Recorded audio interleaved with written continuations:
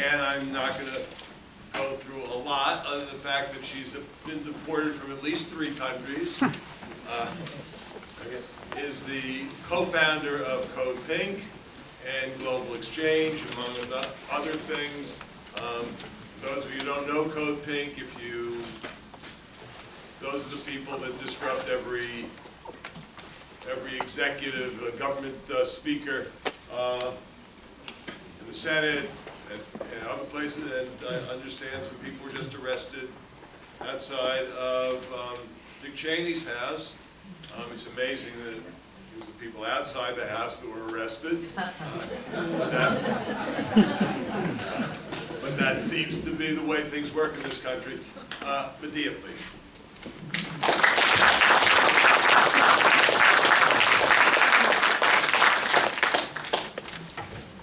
After hearing Omar's story,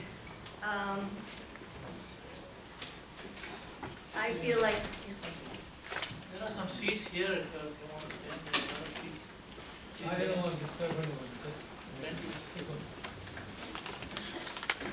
I feel such compassion, and I feel such anger. And I think David said when you started about being Jewish, which I am, Muslims apologize all the time for what Muslims are doing. A lot more of us Jews better start apologizing for what Israel's doing and for what the Jews in the United States who are part of lobby groups like AIPAC are doing, and to recognize that what we are doing is not only hurting individuals like yourself, but it's terrible for the people in Palestine, terrible for the people in Gaza, the Palestinians. It's bad for the Israelis. And it's bad for us as Americans because we are known now around the world for supporting this repressive regime in Israel. And when you get an American official who says to you, there's nothing we can do about it, that is disgusting. And what's particularly disgusting is that we are paying for this. We are paying over $3 billion of our tax money every single year to the Israeli government to go to the military, to be used by the military to build up this very sophisticated, high-tech way of repressing millions of people. And then when you go all the way around to Cairo and go to Egypt, and they tell you, sorry, there's nothing we can do about it. That is doubly disgusting because we are paying the Egyptians as well. And now with the recent coup that happened in Egypt, that overthrew a democratically elected government, the U.S. continues to give over $1 billion a year to Egypt, a government that came to power in a coup which, according to U.S. law, any government that comes to power in a coup, the U.S. cannot give government money to. It is illegal. It's called the Leahy Amendment, named after Patrick Leahy, senator from Vermont, that got it through Congress. You're not allowed to. And how does the U.S. get around it? Doesn't call it a coup.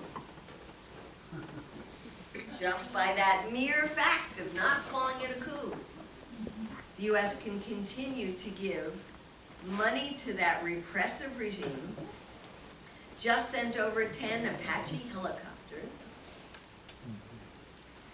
And so one of the things, when you look at why the United States is not loved around the world, look at the support that we are giving to repressive regimes. So we talk about Israel, we talk about Egypt. There's another very repressive regime that is the buddy-buddy of the United States in the Middle East. Anyone want to guess which one I'm referring to? Saudi Arabia. Saudi Arabia. I mean, let's look now at the coalition that Obama administration has put together to try to fight ISIS, and what is the country that is the greatest ally in the Middle East? It's Saudi Arabia. We see the beheadings of Americans, and we say barbaric, and it certainly is barbaric. But then we go to the country that does beheadings publicly as a matter of course, Saudi Arabia, where they have Chop Chop Square, where they behead people in public. Our ally Saudi Arabia is where the essence of extremism in Wahhabi religious schools are taught and exported around the world that creates extremism. Saudi money that is given to extremists, whether it's Al-Qaeda or now ISIS, much of that money is coming from Saudi Arabia. Saudi Arabia, where they just condemned a blogger to 1,000 lashes because they didn't like something he put on his blog. You shudder when you think about 1,000 lashes.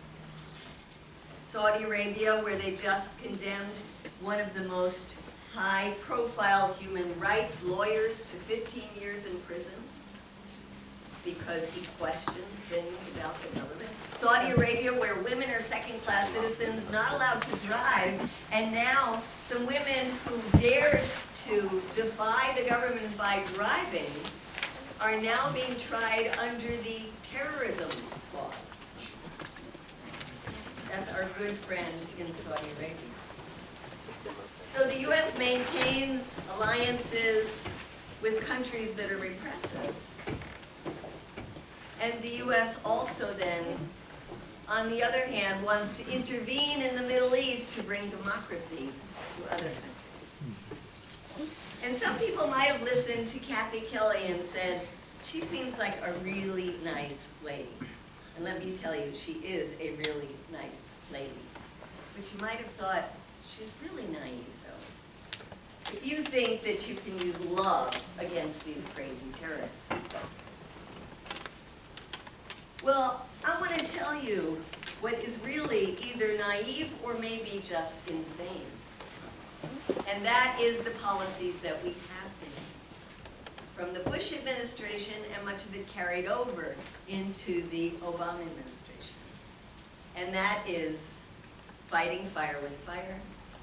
That is the increase of militarism. And in fact, with what happened in France just now, people in the U.S. government are saying, oh, we couldn't possibly go through with some of the cuts that we had talked about in the Pentagon. We have to fully fund and even give more money. Well, let's look at what we have been doing with the militaristic response. Let's start out with 9/11. We could start out a lot earlier than that, but let's start out with 9/11. 9/11.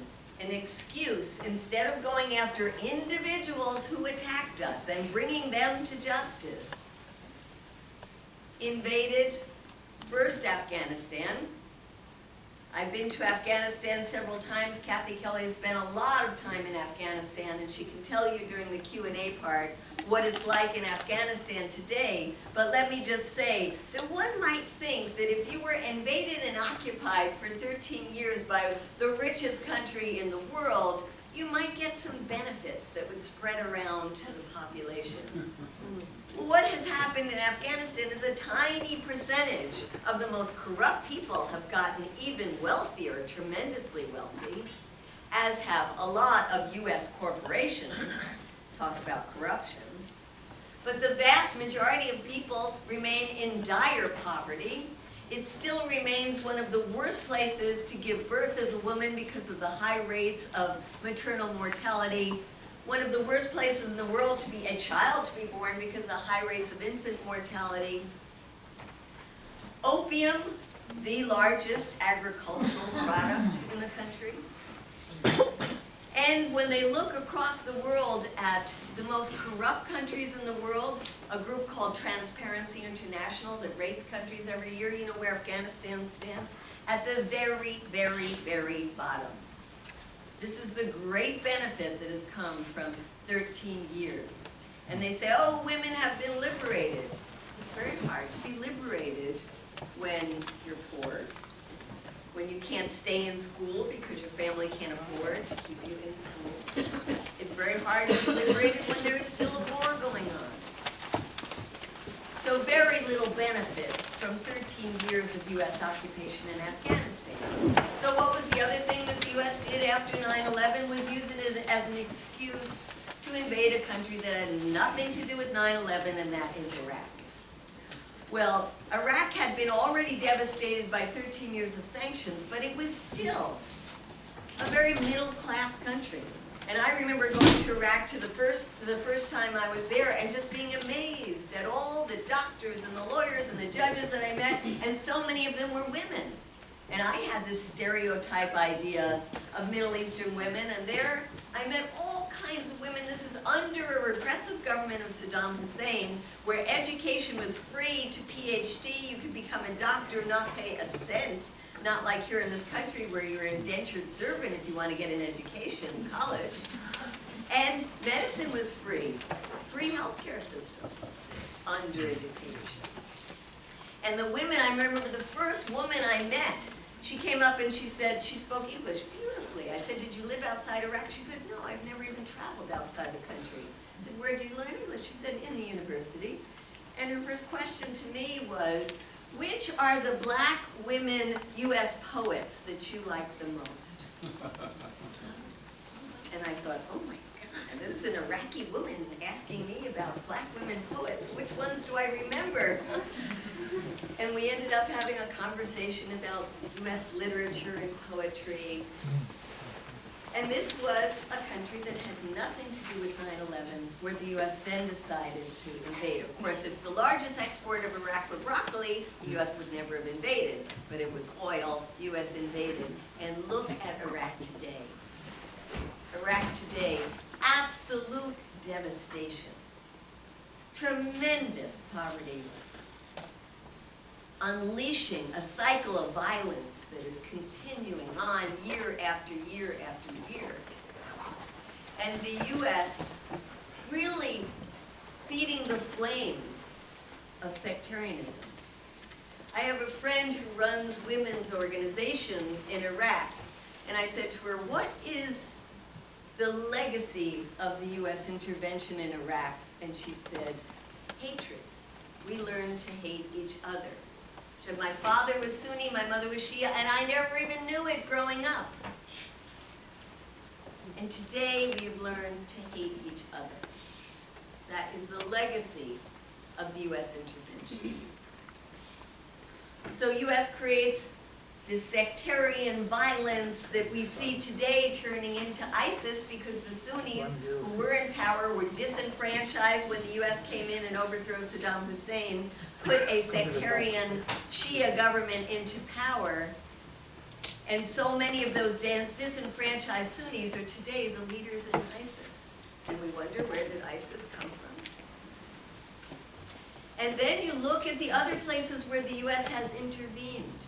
Always this military response, sold to us, the American people, as if we were humanitarians that were going to liberate these people overseas.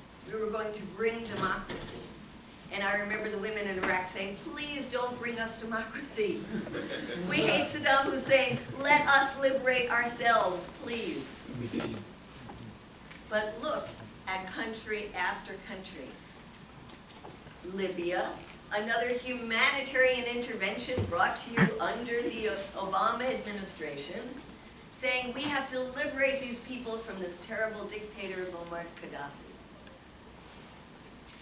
And so we go in there with NATO forces, help to liberate people, and what happens? People long for the days of Muammar Gaddafi, because Libya is an absolute disaster right now. Libya has no functioning government at all. Libya has turned into a country that is ungovernable, with fiefdoms all over. People heavily armed, creating their own militias. That is what has been liberated. Do the American people hear about it? Nothing. don't talk about it anymore. It's too dangerous for journalists to even go to Libya to report on what's going on there. But the results of our interventions make things worse for people. When David introduced me, he said I interrupt a lot of people in our government, and I try to do it as much as I can because our media doesn't do it enough. They say the mainstream media that carry the same narrative. And about a year ago, I was able to get inside the National Defense University where President Obama was giving a speech. And he was talking about the US successes. And I couldn't just sit there and listen while he talked about the US successes. Because he talked about things like our drone program, and how our drone program, and for those of you who don't know about drones, these are airplanes that don't have pilots in the cockpits because the pilots are sitting here in the United States in air-conditioned rooms in Air Force bases in ergonomic chairs and pressing buttons to kill people thousands of miles away. Mostly people we have no idea who they are. And imagine sitting in the audience and me having just come back from Pakistan, Yemen, seeing the results of US drone strikes, seeing all these innocent people who have been killed, while our government pretends that we are so precise that we will only kill that individual and not all the people around them. That I had to get up and speak out and say, will you apologize to all the innocent people we have killed with our drone strikes? Will you apologize to the Muslim people and say that their lives are as valuable as non-Muslim lives? And it was so important for me to do that, because going to the countries that I have gone to, people tell us that their lives are not valued. Like Yemen, where the president said that we were doing positive things with our drone strikes and making things better for the people of Yemen. Well, when Obama started the drone strikes in 2009, there were maybe 200 people who were part of an extremist group, Al-Qaeda in the Arabian Peninsula, and today there are thousands. And when we went to Yemen and talked to people, they would give us story after story, like this man, Mohammed Al-Gawi, who is a very, very proud man, whose brother was driving a taxi one afternoon, picked up two strangers, and a half hour later, the taxi was just smoldering pound of melted down. And the bodies of the people inside, including his brother, were evaporated, with little pieces of flesh lying around.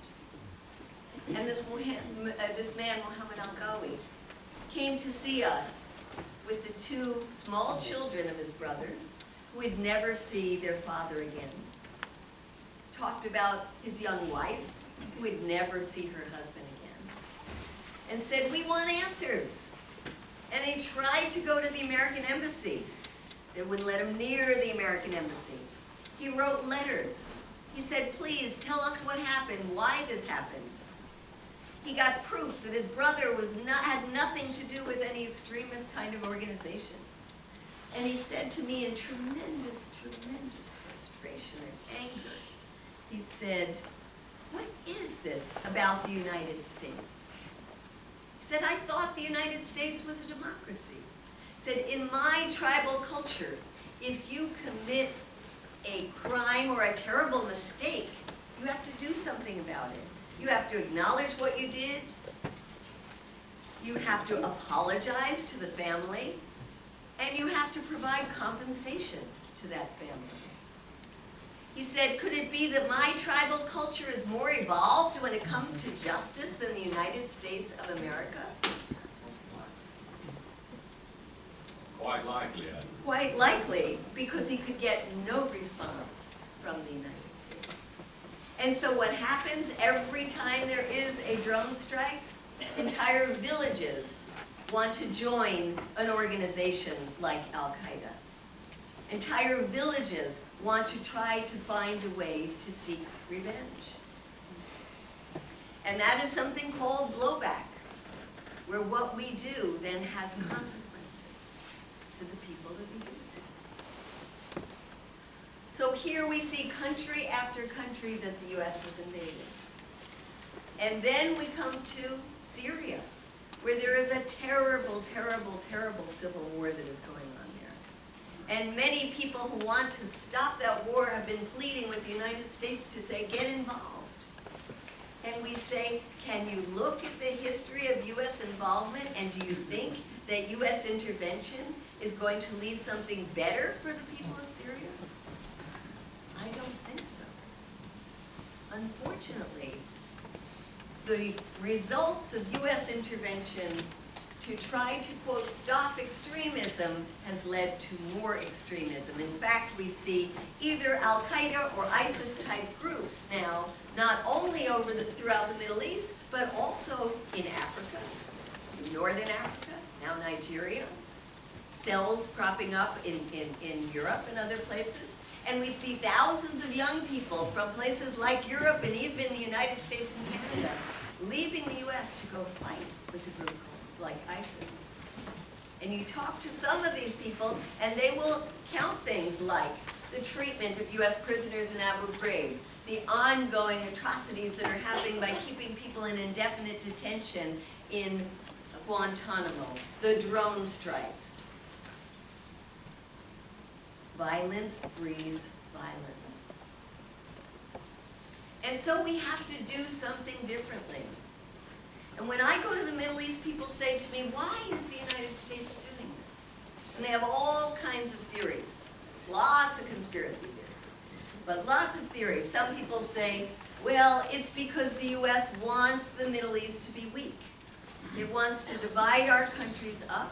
It wants to take the resources like the oil and the gas, and it wants to keep us weak and fighting among ourselves. And other people say, no, that doesn't make a lot of sense because the U.S. is really not gaining a lot from that with this kind of chaos that's there. It must be because there's just this military-industrial complex in the United States that needs to be fed constantly because it's a big machine. And people make billions and billions of dollars from war, and now they're used to making billions of dollars from war, and now so many swaths of our entire economy in the United States depend on that war machine. Just like when Kathy said we were in Huntsville and we looked around, and it was Lockheed Martin, Raytheon, Northrop Grumman. Wherever we looked, people were attached to this military-industrial complex, this war machine. It's a combination of things. It's also a combination of American hubris that thinks we could go into other countries and engineer their societies and put people in power who are favorable to the United States. A combination of all these reasons, but the result is breakdown of societies throughout the Middle East and more violence. So what are the solutions? Cutting our ties, stopping the support we're giving to oppressive governments, stop the interventions, the military interventions, stop the military bases that we have all over the world in other people's countries where they don't want us there. There is no reason that our U.S. military should be based overseas. In fact, one of the reasons Osama bin Laden said he hated the United States is because we had bases in the Holy Lands. So close down those military bases. Use the U.S. military to defend us here at home, not to go creating enemies overseas. And what about this very weak muscle that we have not been using, and that is called diplomacy? You compare the budget of the Pentagon to the budget of the State Department. It's ridiculous. It's a tiny, tiny percentage that the State Department has, the diplomatic arm of our government. And yet, when you look, as I did in this book, and I wrote a book on drone warfare to show how it's not working, and talk about how do extremist groups end?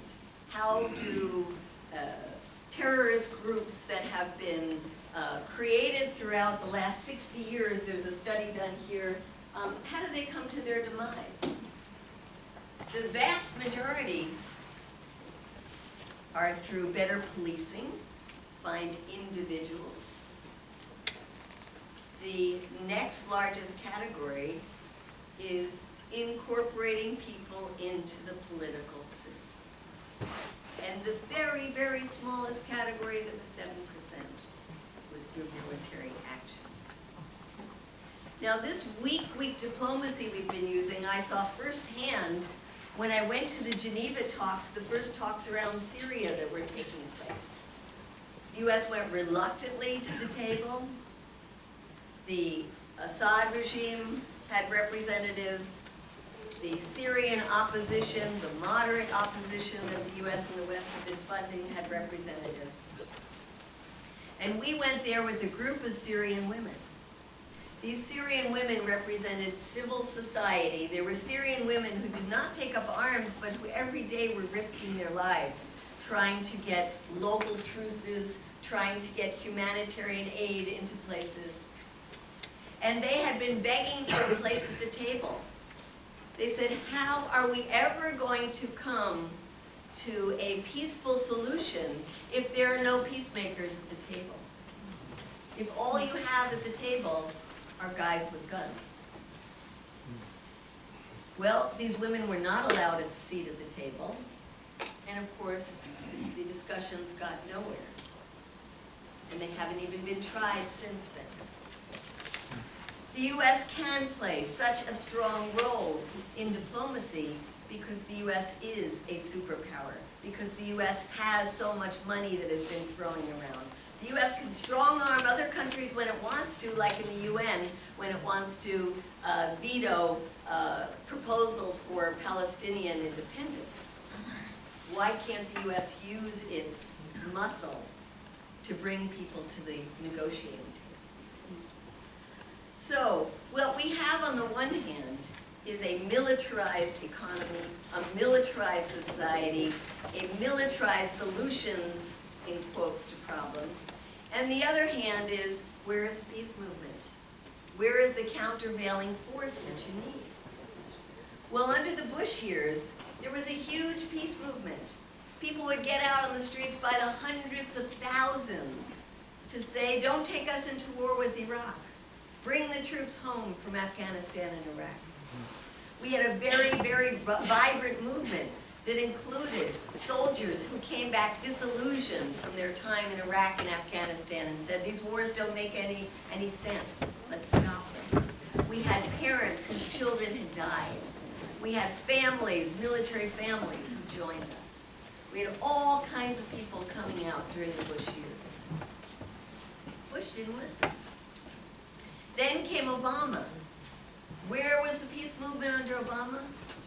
Basically, the peace movement fizzled away under Obama, because many people put all of their hopes into President Obama. Said, he is going to be the peacemaker. He is going to do it for us. We can sit back and let him do it. Let's give him a chance.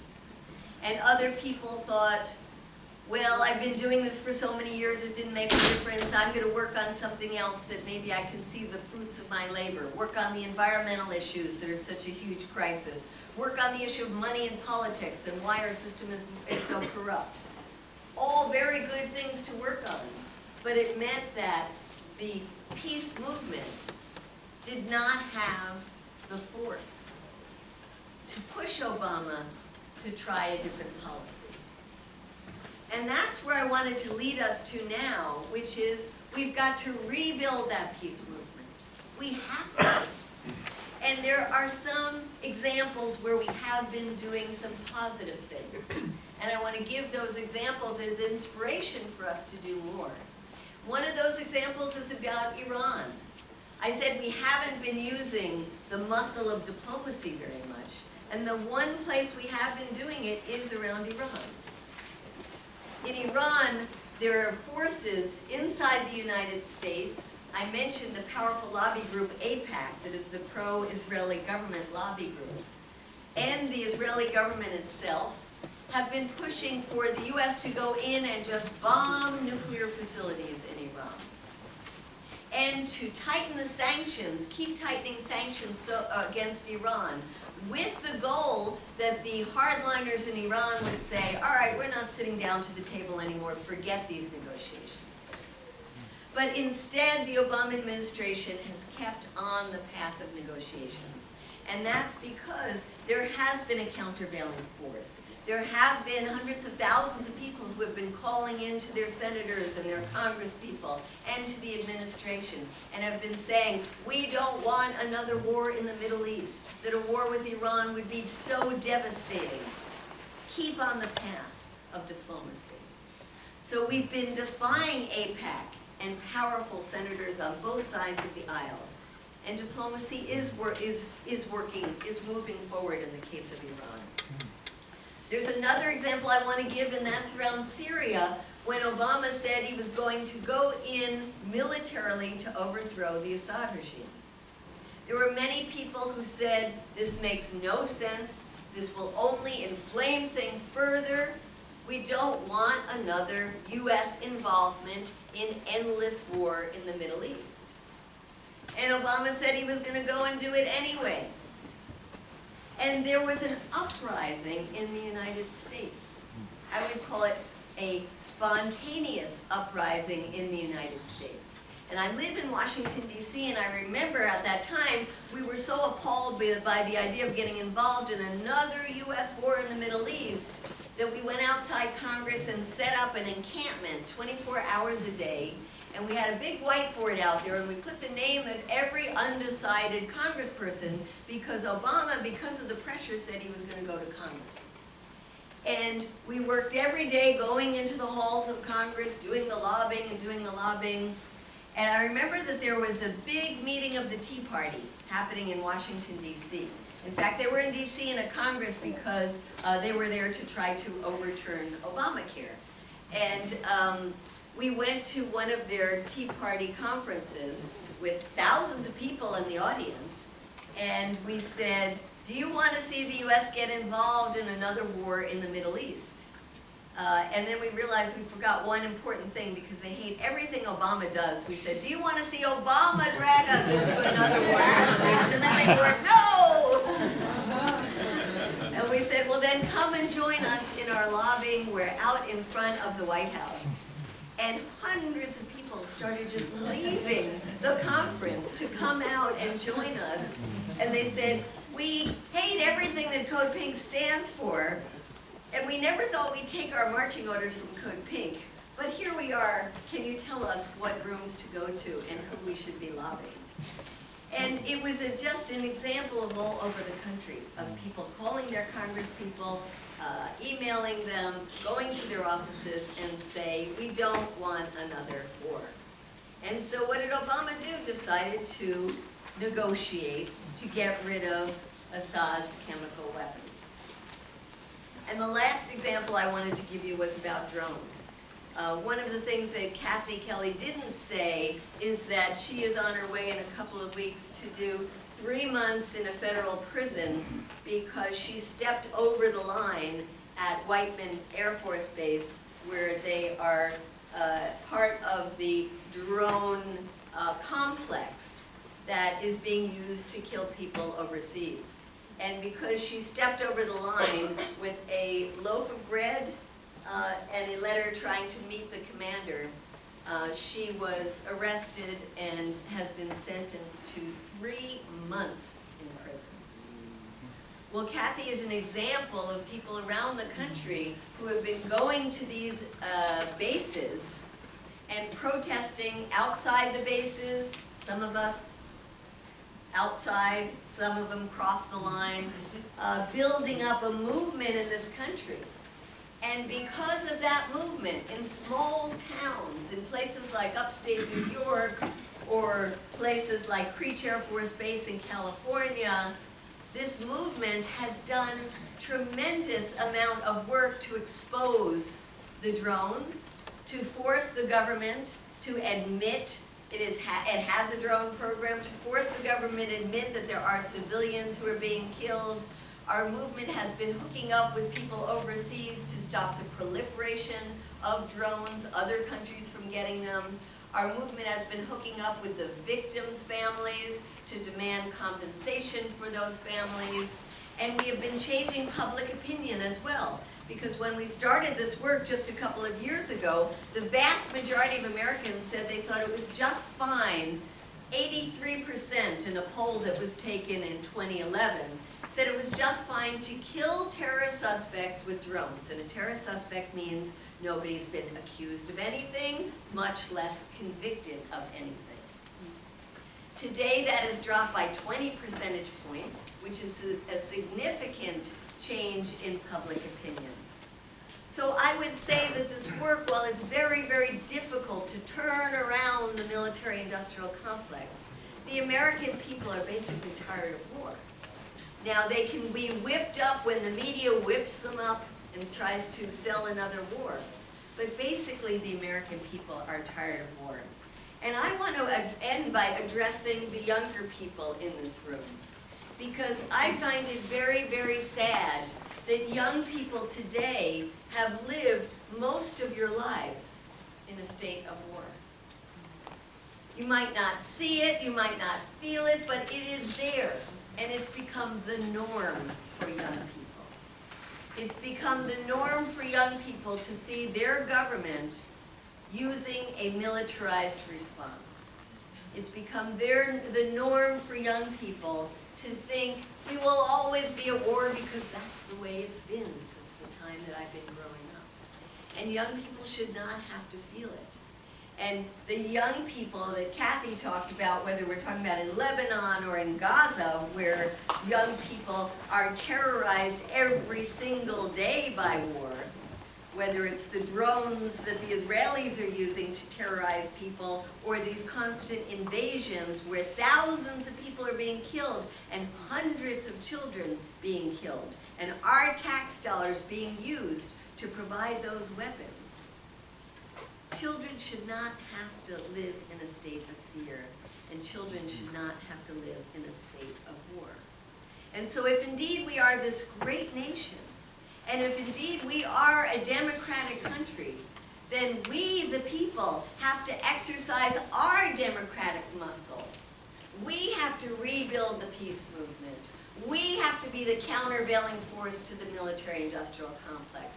We have to be the ones who, along with the young people, have to say, let's put our resources into solving the climate crisis that the entire planet is facing. Let's put our resources into eliminating the diseases like Ebola that are wiping out entire populations. Let's put our resources into giving any young person who wants to study a free college education because they deserve it. That's where we should be putting our resources, not into feeding the war machine. So I'm excited to be in a group like this, and I hope the sign-up sheet has been going around so we can stay in touch with you. And we can have, in our discussion now, ways that we can work together to move our country from one that uses Hellfire missiles and Predator drones and Reaper drones to address the problems that we see around the world, instead of using our resources to spread kindness and compassion and love throughout the world, so that we will not be hated and feared, but be loved by our neighbors. Thank you.